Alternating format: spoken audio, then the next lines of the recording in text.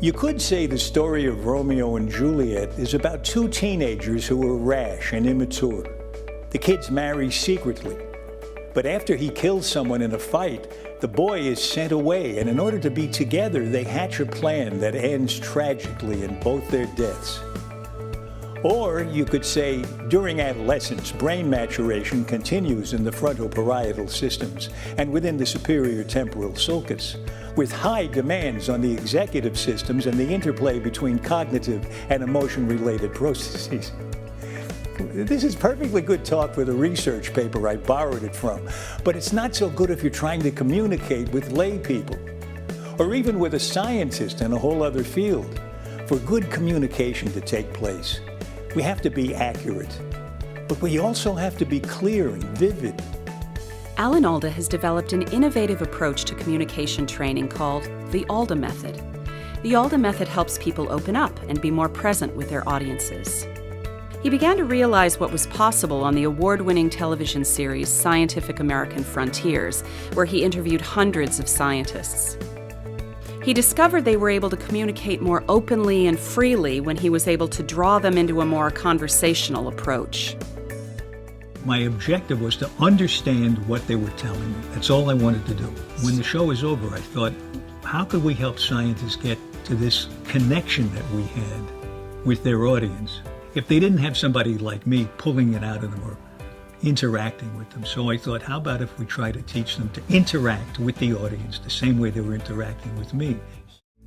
The reason we talk so much about and do so much improvising is that we've come to see that it's foundational, that there's something about the experience of improvising a lot that opens you up to another person.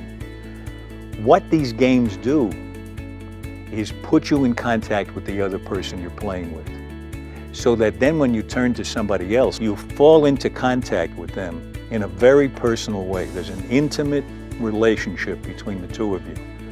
Communication is a two-way street. If it's only one way, if it's just me telling you what I think I know, I'm spraying information at you.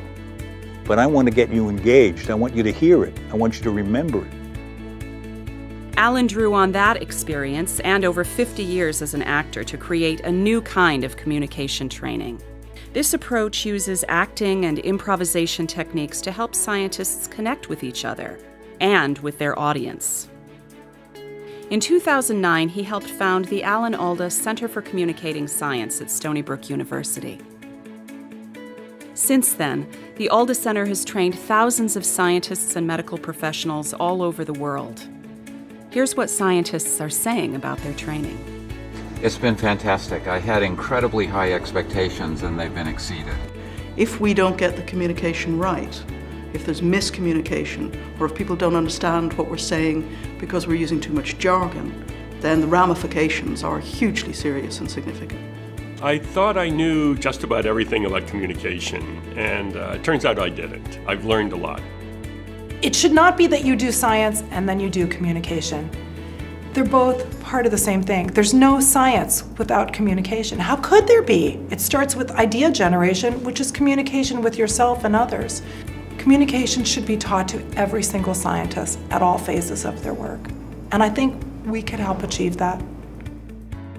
You and your STEM professionals are encouraged to join us.